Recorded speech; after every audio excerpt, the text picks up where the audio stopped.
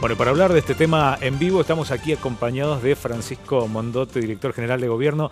Francisco, bienvenido, buenas noches, ¿cómo estás? ¿Qué tal, Jonathan? Muchas gracias por la invitación a ustedes y buenas noches también a la audiencia. Bueno, para entender un poco de todo, ¿no? De esto de qué se habla, ¿no? Los fondos de Portezuelo, si son de Portezuelo o a qué corresponden, qué pasa, qué es lo que puede llegar a pasar. Y cuáles serían los beneficios en caso de realizarse distintas obras que aún no se Me conocen. hiciste tres preguntas en Es- uno. Voy a es- tratar de responder rápido. Mirá, ¿qué creo yo que hay que tener en cuenta con esto? Lo primero es que estos fondos vienen, como bien sabemos y tantas veces hemos repetido, de un resarcimiento por el daño que nos hizo la promoción industrial. ¿Qué fue la promoción industrial? El gobierno nacional durante muchas décadas Ujú. beneficiaba a las empresas que se radicaban, por ejemplo, en Catamarca, en La Rioja o en San Luis, provincias muy cercanas a Mendoza, bajándole los impuestos, con lo cual hay empresas que se fueron de acá, sobre todo metalmecánicas y vinculadas al rubro de los alimentos, y se radicaron en esos lugares. Acá se perdieron inversiones, pero además se perdieron empleos y nunca nos pudimos recuperar de eso. Inclusive hubo un éxodo de poblacional Pero hacia esas claro, que no se ha provincias. frenado, que hoy capaz pinta más para Neuquén que para San Sí. Luis, pero digamos, sigue sucediendo. ¿Por qué? Porque la economía nuestra no volvió a recuperarse, afectó al sur y afectó a toda la provincia de Mendoza. En virtud de eso, hubo una demanda de la provincia de Mendoza que la Nación, antes de que tuviera se quiere, una sentencia por parte de la Corte Suprema de Justicia, arregló en su momento con un pago para que se hicieran obras de carácter hídrico, priorizando Portezuelo del Viento.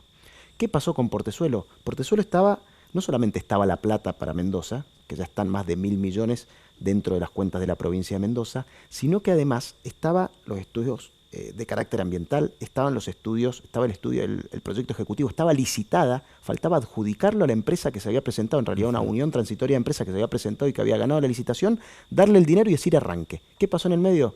Pasó Alberto Fernández. Como a tantos nos pasó los argentinos en diferentes aspectos, Alberto Fernández le puso una tapa a Portezuelo del Viento.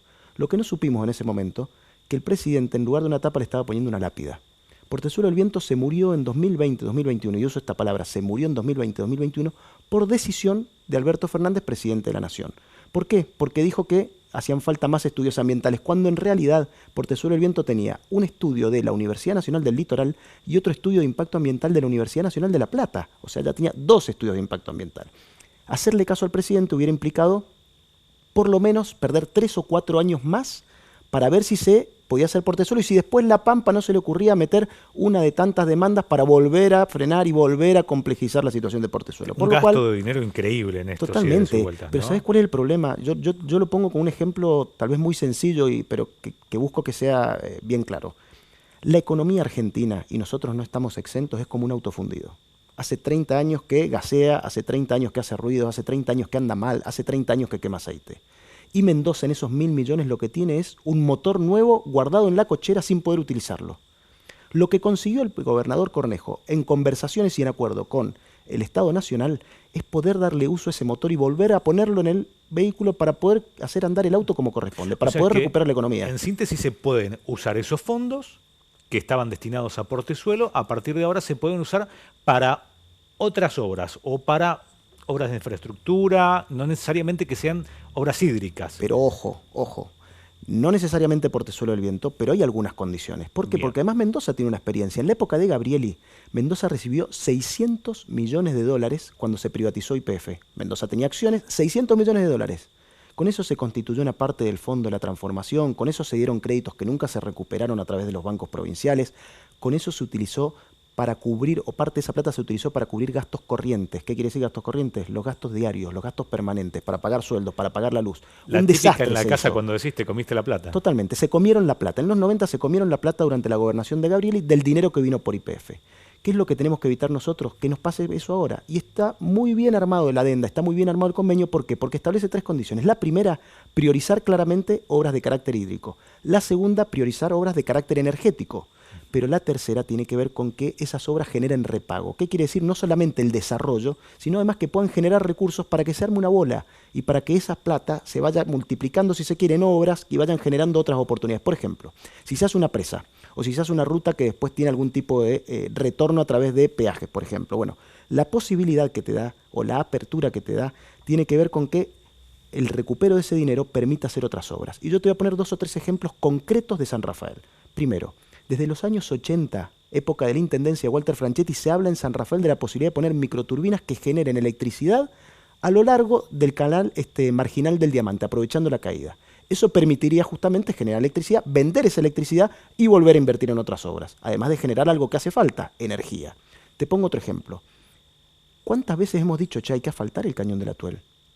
Cuesta 30 millones de dólares asfaltar el Cañón del Atuel. ¿Mucha plata? Sí, muchísima. Para nosotros es muchísima. Para los fondos que hay no es tanta.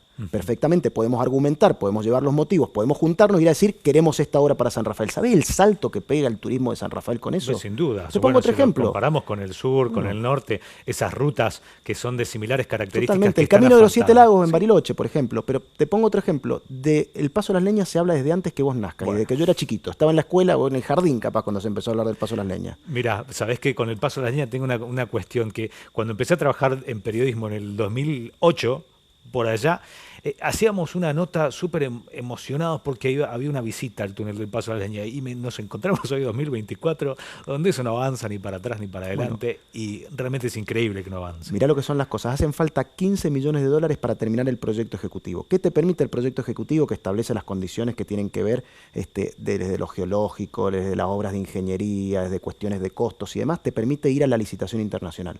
¿Por qué no ponemos ese dinero ahí si eso le puede dar vuelta a la vida no solamente a San Rafael, sino también a todo el sur de la provincia de Mendoza? Sí, a toda la provincia. Y así podemos hablar de los proyectos que tienen los inspectores de irrigación para hacer perforaciones, pozos de agua, perforaciones para poder extraer agua en las cabeceras de los canales. Eso complementado con el hormigonado, con la impermeabilización, permite que se pierda mucha menos agua y que lleve mejor calidad y mejores condiciones a la finca.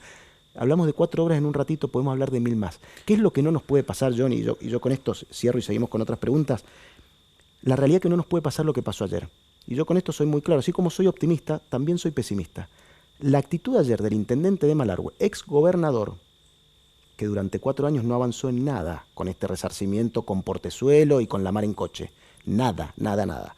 Y el intendente de San Rafael, que parecía una conferencia de prensa que era el muro de los lamentos, en lugar de decir convoquemos a las universidades, a las cámaras, a la entidad intermedia, a las fuerzas vivas de San Rafael, a aportar ideas, a argumentar y vamos todos juntos a exigir y a pedir obras para que vengan al sur, en realidad con esa actitud que vi ayer no vamos a llegar a ningún lado. Y no es casual. Son dirigentes que están hace 3 décadas ocupando lugares de relevancia y han sido 3 décadas de mucho deterioro económico para San Rafael.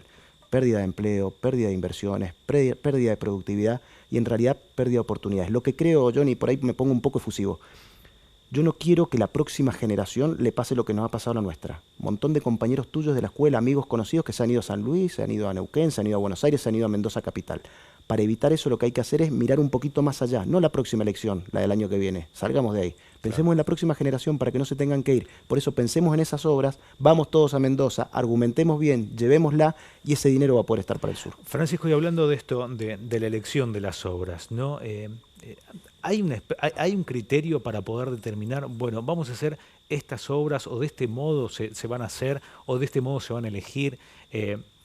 Sin pensar solamente en el sur, ¿no? Pensando en toda en la provincia, más allá de estos reclamos, ¿no? ¿Se está determinando esto? ¿Cuál va a ser el criterio para decir, bueno, el fondo va a ir o los fondos van a ir a estos lugares? Bueno, prioridad, energía y manejo del recurso hídrico. O sea, el cuidado del agua, nosotros pensemos que de los últimos 10 años, 9 hemos tenido años de emergencia y de crisis hídrica. Segunda cuestión, la generación de energía. Si la Argentina en algún punto, y ojalá que pase pronto, empieza a dinamizar su economía, va a hacer falta mucha energía. Entonces, si no tenés energía, termina siendo una tapa que se le va poniendo a la economía que no puede avanzar porque no hay disponibilidad para no solamente para surtir hogares, sino también para surtir de energía a las fábricas, aquello que mueve la economía. Bueno, energía en segundo lugar. Tercera cuestión, que apunten al desarrollo. Cuando decimos que apunten al desarrollo es que esa plata no se utilice para pagar la luz, para comprar resmas de papel o para poner más empleados públicos. No, para eso no. Se tiene que utilizar para aquellas obras que puedan justamente mejorar la calidad de vida de los mendocinos. Y lo tercero, que tengan repago, para garantizar que esta rueda gire, que estos 1.024 millones, que es una enorme oportunidad que tiene Mendoza, después de aquello que dilapidó Gabriel en los años 90, después de aquello que pasó con Portezuelo, por culpa de Alberto Fernández y por culpa de los socios que tenía Alberto Fernández en Mendoza y que prefirieron quedar bien con él y no quedar bien y hacer las cosas que hacían falta para que los mendocinos y los sanrafalinos tuviéramos las obras. Hay que decirlo todo. Pero para que eso no pase necesitamos que sean obras que tengan repago. ¿Para qué? Para que ese fondo se siga alimentando, para que sigan habiendo obras y para que lo que nos ha pasado durante tantos años, pensá que San Rafael no se hace un dique desde los reyunos y Agua del Toro a principios de los años 80. Ni vos ni yo habíamos nacido. Yo ya voy casi para los 40, voy a cumplir 39 en 20 días. No he visto construir ni un dique en San Rafael. En Mendoza el último fue en el año 2000. 2001, que fue Potrerillos. Desde entonces no hemos recuperado esa dinámica. Mirá si encontrásemos la manera con las obras con repago de poder encontrar la dinámica de la construcción permanente y no solamente de diques que permitan generar energía, sino administrar mejor el agua. Bueno, por ahí yo me pongo muy enfusivo, te decía recién, pero esto me encanta. Me parece que acá está el quid de la cuestión del futuro de San Rafael. Perfecto, Francisco. Bueno, gracias por acompañarnos y por esta explicación también para entender las distintas posturas y las distintas caras de la misma situación. Te agradecemos Bueno, mucho. muchas gracias, Johnny, y ojalá que pronto nos encontremos justamente para poder Hablando de algún mirar proyecto, una por una, supuesto, y una sí. por una, cuáles son los primeros ladrillos que se empiezan a poner en San Rafael. Esperemos que, ojalá sí, que así sea. sí sea. Gracias, Francisco. Gracias a vos. Bueno, claro, sin duda, Portezuelo del Viento, el tema que más ha movilizado a Mendoza y al sur en estos últimos días. Vamos a la pausa y ya venimos.